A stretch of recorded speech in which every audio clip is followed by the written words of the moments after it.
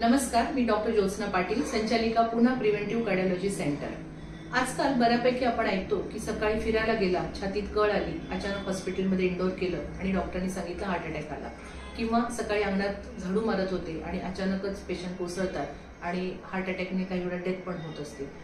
Exactly थंडीचा आणि heart अटॅकचा जवळचा काही संबंध आहे का? तर एक्झॅक्टली आहे, कारण बऱ्याचदा थंडीमध्ये असे काही शरीरामध्ये बदल घडत असतात की ज्यामुळे हार्ट अटॅकचं प्रमाण हे वाढत निघालेलं आहे। हार्ट अटॅकचं प्रमाण वाढत आहे। सगळ्यात पहिली महत्त्वाची गोष्ट असते ती म्हणजे हीट कॉन्झर्व करण्यासाठी बऱ्याचदा वॅझोकॉन्स्ट्रिक्शन होत असतं किंवा रक्तवाहिन्या सिकुडतात आणि त्याचा परिणाम आपलं ब्लड प्रेशर वाढत असतं आणि मुळातच जर तो बीपी आणि डायबिटीजचा जर पेशंट असेल तर हृदयावरचा ताण हा वाढत जातो आणि हार्ट अटॅक हा कॉमन राहतो।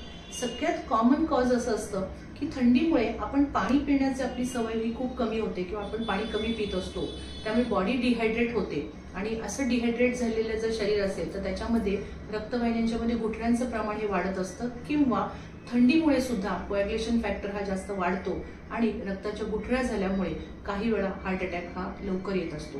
तिसरी महत्त्वाची गोष्ट राहते ती म्हणजे एस्पेशली थंडी ही दिवाळीनंतर सुरू होते। दिवाळी, क्रिसमस, न्यू इयर, मुलांच्या सुट्ट्या, ह्या सगळ्या याच्यामध्ये वेकेशन पिरियड सुरू असतो आणि अल्टिमेटली हा सण सणावाळाचा काळ असल्यामुळे आपल्यामध्ये बऱ्याचदा आपण खाण्यामधलं फॅटी ऍसिडचं प्रमाण वाढतं किंवा आपले वेकेशन्समुळे बऱ्याचदा आपण सिडेंटरी लाईफस्टाईल असतं, त्यामुळे ओबेसिटी वाढते।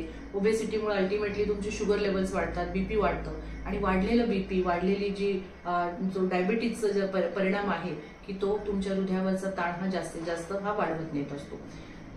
एक्झॅक्टली जेव्हा थंडीचा पिरियड सुरू होतो तेव्हा आपल्याला असं वाटतं की असं वातावरण इतकं छान असतं की चला आणखी जास्त मी व्यायाम करतो, जास्त मी एक्सरसाइज करतो, पण थंडीमुळे मुळातच हृदयावर आलेला ताण असतो आणि जर आपण ओव्हर एक्झर्शन जर करायला गेलो, कारण बऱ्याचदा कसं होतं की पावसाळ्यामध्ये उन्हाळा खूप असतो म्हणून आपण जास्त कुठे ट्रेकिंगला वगैरे जात नाही किंवा पावसाळ्यामध्ये खूप काही रिस्की फॅक्टर्स असतो म्हणून आपण अशा ठिकाणी जात नसतो।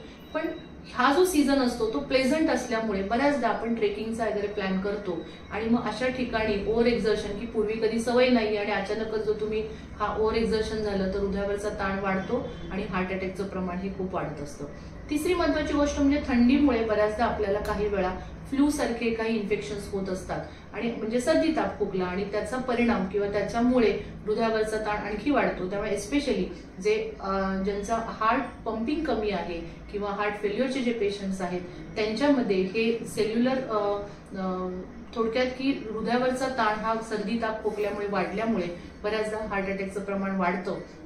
आणि सगळ्यात महत्त्वाची गोष्ट असते ती म्हणजे थंडीच्या सीझनमध्ये आपल्याला अल्कोहोलचं प्रमाण हे जास्त वाढत असतं की थंडी वाढली आहे तर थोडंसं गरमी मिळवण्यासाठी काही जण जे मुळात अल्कोहोलिक आहे ते आणखी थोडंसं अल्कोहोलचं कन्झम्पशन जास्त होतं किंवा ड्रिंक्सचं प्रमाण वाढलं जातं।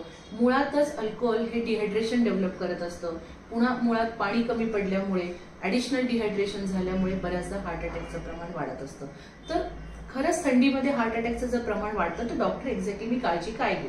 तर त्यात पहिली सगळ्यात महत्त्वाची गोष्ट असते ती म्हणजे थंडीपासून स्वतःचा बचाव करणं, ऑफकोर्स गरम कपडे वापरणं, फोटोसाठी वाटेल ते असं काही एक समीकरण आजकाल झालेलं आहे आणि या वेकेशन पिरियडमध्ये बरेच जण असे ट्रिपला वगैरे जातात आणि छोटे छोटे कपडे घालून फोटोसाठी वेगवेगळ्या प्रकारचे पोजेस दिल्या जातात। पण मी अगदी आवर्जून सगळ्यांना सांगते की एस्पेशली तुमच्या एक्स्ट्रीमिटीज म्हणजे दोन्ही हात आणि पाय हे व्यवस्थित कव्हर करणं हे तितकंच गरजेचं राहणार आहे। बॉडी हायड्रेटेड ठेवा, पाण्याचं प्रमाण व्यवस्थित ठेवा, जरी तहान लागली नाही तरी दर एका तासाला 1 ग्लास पाणी तरी तुमच्या शरीरामध्ये गेलंच पाहिजे। जे हार्ट फेल्युअर पेशंट्स आहेत त्यांच्या बाबतीत मात्र हा रूल लागू होत नाही, पण जनरल लोकांच्या मध्ये जर हार्ट अटॅक पासून जर तुम्हाला लांब राहायचं असेल तर बॉडी शुड बी हायड्रेटेड। तिसरी महत्त्वाची गोष्ट असते ती म्हणजे थंडीचं सीझन सुरू होण्यापूर्वीच तुम्ही तुमच्या डॉक्टरांशी कनेक्टेड राहा आणि तुमचा बीपी, डायबिटीज आता तो कंट्रोल आहे का, मेडिसिन मध्ये काही चेंजेस करायचे आहेत का, या बाबतीमध्ये अवेअरनेस असणं गरजेचंच आहे। अवॉइड द फॅटी फूड्स, पचायला हलके आणि शक्यतो गरम पदार्थ खाण्यावर जास्त भर राहू दे। बऱ्याचदा लोक फ्रीजिंग मधले कोल्ड ड्रिंक्स आणि हे पिण्याचं हे वाढतात, तर त्यामुळे शक्यतो असे सगळे पदार्थ अवॉइड करायचे, पचायला हलके गरम पदार्थ आणि ज्याला आपण म्हणतो की जास्त फॅटी तळलेले किंवा फ्राईड फूड्स वगैरे जंक फूड शक्यतो अवॉइड करा. आणि सगळ्यात महत्वाची घटक आहे ते म्हणजे जर समजा तुम्ही हार्ट अटॅक येऊन गेलेला आहे, तुमची एंजिओप्लास्टी बायपास झालेली आहे, तर अशा लोकांच्यासाठी काही वेळा इन्फेक्शन होऊ नये म्हणून काही निमोनियाचे वगैरे वॅक्सिन्स असतात, तेव्हा स्वतःला वॅक्सिनेटेड ठेवणं हे खूप गरजेचं राहणार आहे. थँक्यू.